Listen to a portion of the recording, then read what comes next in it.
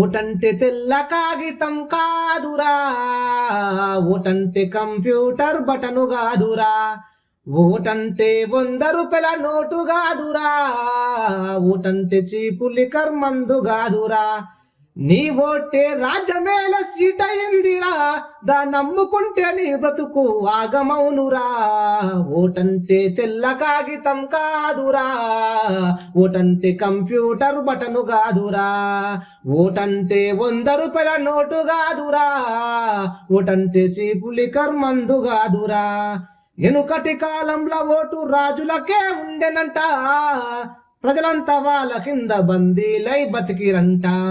ఆ చీకటి యుగంలోనే అంబేద్కర్ పుట్టెనంట, ఆకలి అవమానాలను అధిగమించి నిలిచెనంట.